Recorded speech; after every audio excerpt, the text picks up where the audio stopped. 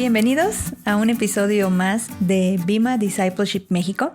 Estamos contentos de estar con ustedes en este episodio 7 y mi nombre es Yao Díaz. Yo soy José Teja. Y estamos felices de estar con ustedes después de algún tiempo sin continuar con este estudio. Así es, ya tenía pues todo el 2020 prácticamente ya no grabamos episodios de Bima, de este podcast.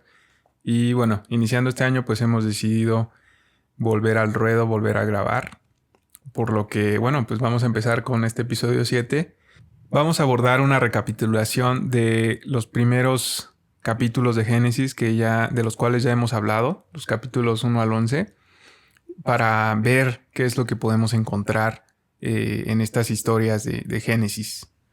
Sí, y entender su importancia en el panorama de la narrativa de las Escrituras. Para esto vamos a estar mostrando una presentación, así que si estás en tu casa y puedes acceder al video de este podcast, sería muy bueno que pudieras escuchar mientras ves el video, porque vas a tener una referencia ilustrativa de lo que estamos hablando. Y si pues, no tienes el tiempo para eso, tal vez escuches el podcast en audio, pero después te tomes el tiempo para ver la presentación. En este prefacio de Génesis 1 al 11, lo que se desarrolla es una narrativa que va a explicar prácticamente toda la historia en la Biblia, que va desde el Éxodo hasta el Apocalipsis. Aquí vemos la importancia de lo que todos los autores intentaban presentarnos en esos capítulos de la Biblia, porque esto va a ser una base para que se entiendan las demás historias y a partir de las cuales toda la historia de la Biblia va a tener sentido. Uh-huh.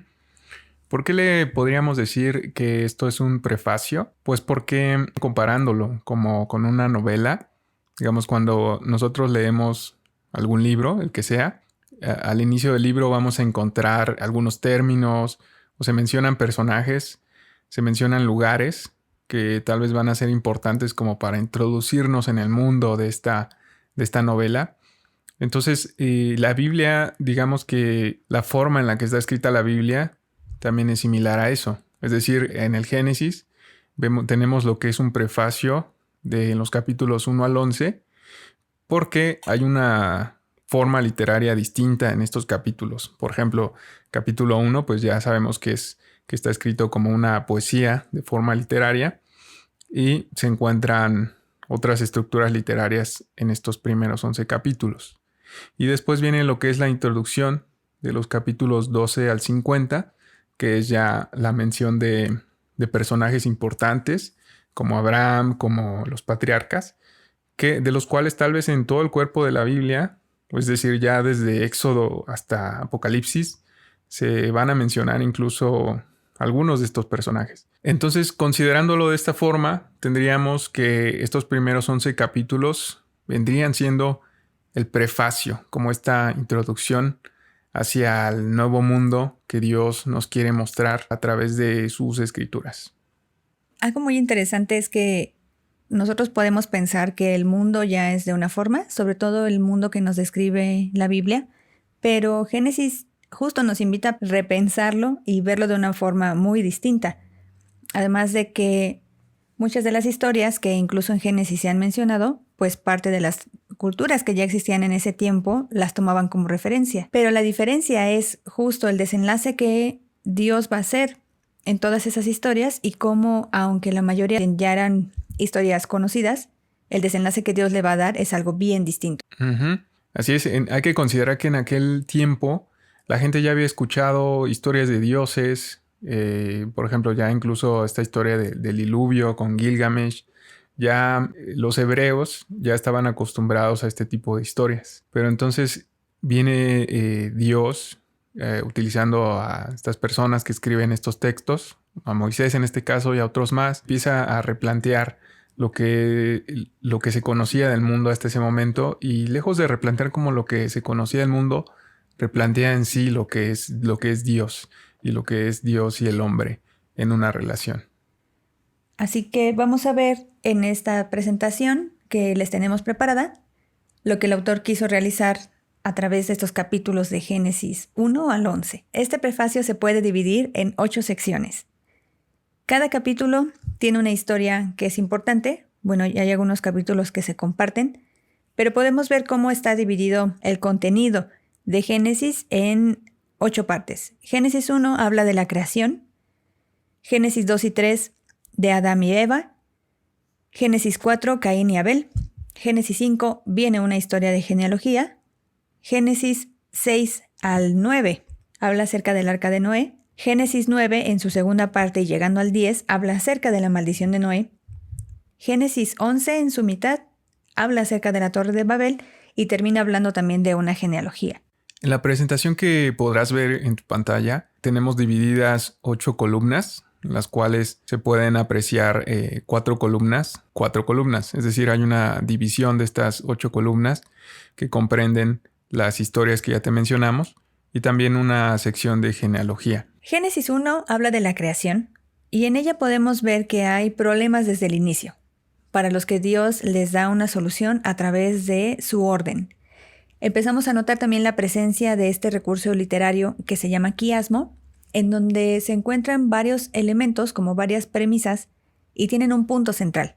Esas ideas pueden repetirse en un inicio y repetirse al final y llevan hacia un mensaje en el punto central. Una de las ideas de Génesis 1 es que la creación es buena. Dios repite constantemente esto al término de algunas de sus creaciones más importantes. Dios sabe también cuándo parar. No todo el tiempo se la pasó creando sin control, sino que tenía un fin muy preciso para cada una de las cosas que estaba creando. Tanto el cielo, la tierra, el agua, los animales, cada uno tenía un fin y un propósito. Y Dios no siguió creando de más, porque si lo hubiera hecho, hubiera llegado hasta un punto, pues, de destrucción. Y también esto no le hubiera permitido a él descansar en lo bueno de la creación, descansar de esa plenitud, de tener orden y de haber llevado a la creación hacia un punto perfecto, donde no necesita algo más y donde no le falta algo. Podemos ir después a Génesis 2 y 3, en donde ya la historia cambia y nos presentan a Adán y a Eva. Aquí ya hay una diferencia en cuanto al desarrollo de la historia. Sí se presentan problemas, los hay desde un principio. Hay un quiasmo también. Hay unos elementos que se van repitiendo que nos llevan hacia el punto central para encontrar que las decisiones que ellos tomaron no los llevaron hacia una buena creación, sino en ellos el elemento principal fue que se convirtió en una tragedia. Y esta tragedia tiene también su base en que ellos no pudieron parar con su propia creatividad o de querer conocer más, y esto se volvió en una especie de obsesión, lo que los llevó también a tener una desconfianza, que es que ellos no pudieron tener un descanso en lo que ya había sido definido para ellos. Entonces, esta historia ya tiene un desenlace diferente al de la creación. Después vamos a Génesis 4, y aquí ya nos presentan también otra historia, la de Caín y de Abel. En ella igual encontramos problemas de humanidad desde un principio. Encontramos también un quiasmo, si se acuerdan, los elementos que fuimos viendo que se repetían. También hay una tragedia, fue resultado de una obsesión de no ser suficiente, lo que lo llevó a una desconfianza. Él tampoco pudo tener un descanso en la creación de Dios y en la perfección de Dios. Después en Génesis 5 nos encontramos con una genealogía. Aquí ya no se presenta una historia como las anteriores, ya no hay un problema de inicio, ya no hay un quiasmo que nosotros tenemos que encontrar, sino que simplemente es un recuento de toda la historia de la humanidad que hasta ese punto ya se había presentado. Si nos sigues en la presentación, vas a anotar en las 3 primeras columnas esas 3 historias de las cuales ya te contó Yao, y en la 4ª columna la genealogía. Ahora, de forma similar del Génesis 6 al 11, existen unos paralelismos que son muy similares a todas estas historias que ya te contó Yao. Tenemos la historia del Génesis capítulo 6 al capítulo 9, en donde se nos cuenta la historia del arca de Noé. Vemos que existe esta problemática de la destrucción de la humanidad. Dentro de esta historia también tenemos un quiasmo, que ya lo hemos visto en otro episodio de este mismo podcast. Tenemos cómo Dios decide reiniciar prácticamente la creación, y esta creación es nuevamente una buena creación. Dios entonces también decide cuándo parar de destruir en ese entonces el mundo y a la humanidad, Dios decide detenerse y por consiguiente también Dios decide o Dios sabe cuándo descansar. A continuación tenemos la historia de Génesis capítulo 9b al capítulo 10, en donde se nos habla de la maldición de Noé. En esta maldición tenemos pues problemas nuevamente, como la humanidad empieza a decaer con Noé maldiciendo a uno de sus nietos. Dentro de esta historia también tenemos un quiasmo, hay una parte de tragedia porque Noé pues no para su venganza, no para esta maldición en contra de su nieto. Hay una obsesión por consiguiente en cómo se siente Noé, incluso en cómo se sienten sus hijos con respecto a toda la problemática, y pues esto genera pues una desconfianza tanto entre ellos como también una desconfianza hacia Dios, hacia su creador. En el Génesis capítulo 11a tenemos la historia de la Torre de Babel, que fue de hecho el tema del episodio pasado, y como lo vimos en ese entonces, pues también había aquí una problemática del hombre buscando poder, del hombre construyendo, del hombre siendo egoísta. Dentro de esta historia también hablamos de un quiasmo que existe en forma literaria dentro de toda esta historia, y una tragedia, que es prácticamente que hay una dispersión de la humanidad como a consecuencia de este deseo de construir esa torre que llegue hasta los cielos. Esto también se traduce en una obsesión del hombre de egoísmo, en donde el tratar de trascender, el tratar de ir más allá, de pronto pierde como sentido y se vuelve algo desenfocado. También hay una desconfianza del hombre hacia su creador, hacia cómo es que Dios desea que el hombre viva. Y finalmente en el Génesis capítulo 11, en la última mitad de este capítulo, vemos también una genealogía. ¿Qué es lo que entonces podemos notar en estas historias, Yao, en todo este diagrama? Bueno, en estas historias y más visiblemente ahí en esas columnas vemos que hay patrones. Se relacionan entre sí. Incluso vemos que cada uno de los capítulos tiene referencia a un capítulo anterior, como a una historia anterior.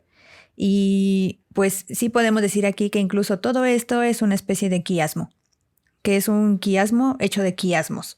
Vemos paralelismos en la historia, por ejemplo, del arca de Noé con la creación, porque ahí hubo problemas, hay quiasmos, pero ahí se menciona que la creación era buena. Hubo un momento en el que se detuvo tanto la creación como la destrucción y finalmente hubo un descanso en la creación. Lo siguiente es que la maldición de Noé tiene referencia con la maldición con Adán y Eva, la Torre de Babel lo tiene con la historia de Caín y de Abel, y finalmente las genealogías de Génesis 11 y Génesis 5 también son iguales. Entonces hay un patrón ahí muy, muy evidente. En efecto, podemos verlo como en la presentación con este diagrama, con estas flechas, como las columnas son correspondientes. Digamos, la columna 5 corresponde con la 1, la columna 6 con la 2, la 7 con la 3 y la 8 con la columna 4. Es decir, tenemos un patrón ABCD, ABCD. Hay que recordar que comúnmente el quiasmo tiene este patrón de ABCD, DCBA.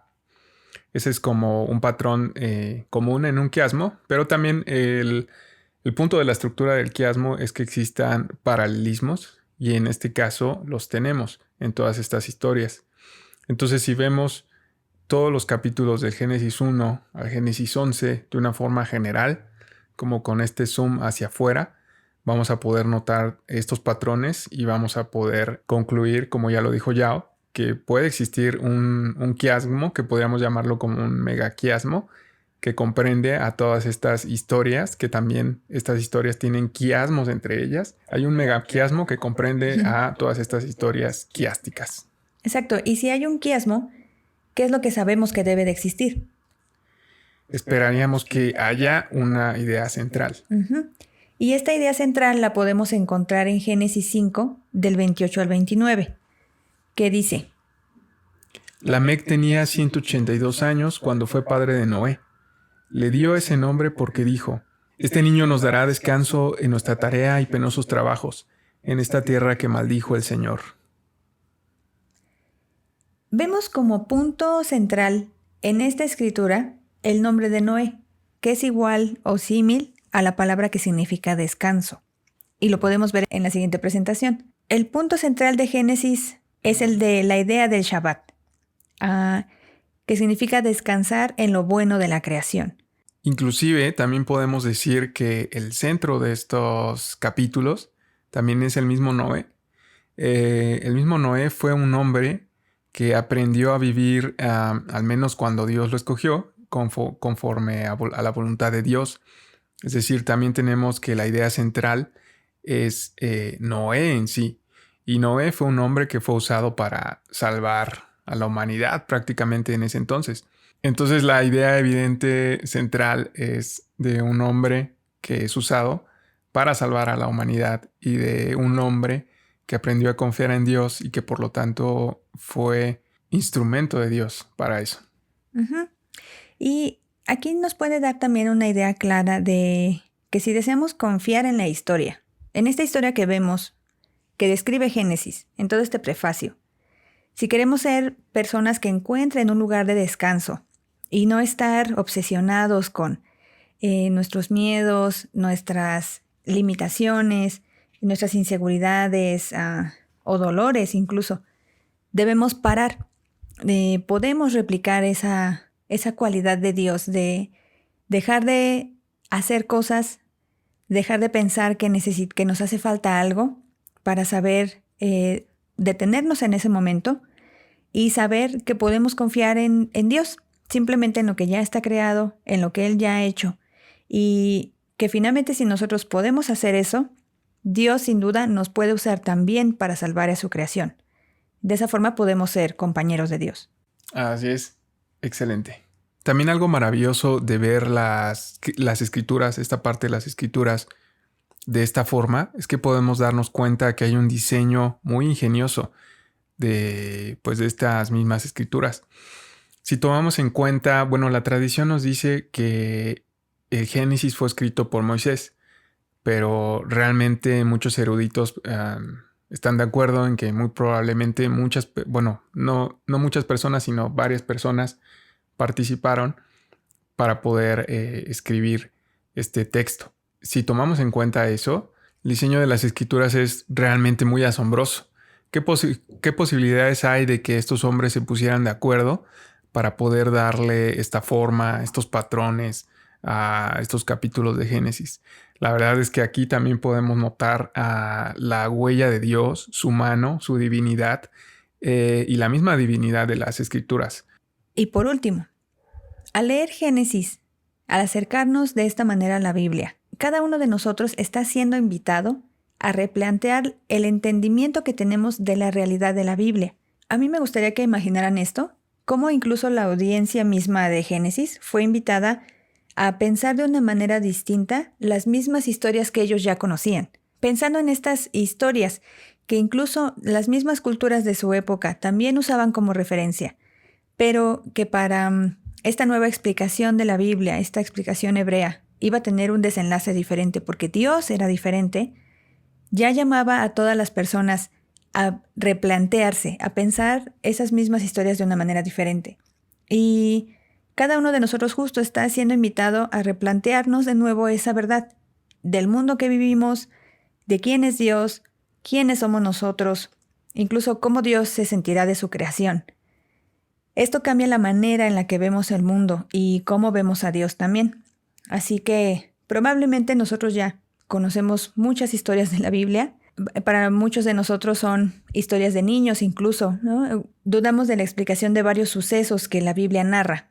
Pero verlo de esta manera, ver cómo esta construcción de estas historias de la humanidad forman todo lo que viene en la siguiente narrativa de la Biblia y hasta el día de hoy que se sigue escribiendo, que han sido tan elaboradas y que tienen tanta perfección y tanta similitud entre ellas mismas, no puede ser una casualidad. Así que nosotros podemos creer que conocemos ya todo de la Biblia, pero en realidad nos podemos dar cuenta de que no. Este mismo podcast es un claro ejemplo de esto, pienso yo, porque al final, a nosotros nos ha ayudado bastante a replantearnos lo que es nuestro conocimiento sobre las escrituras, porque como ya lo dijo Yao, de pronto podemos decir, oh, yo sé de qué se trata ya Génesis 1, estos capítulos, sé la historia de Abraham, pero de pronto cuando escuchamos una nueva perspectiva o una nueva interpretación, pues nos invita también a replantearnos nuestro mismo conocimiento de la Biblia. Y eso es justo lo que Dios quería hacer con el hombre en ese entonces, con los hebreos de aquel entonces.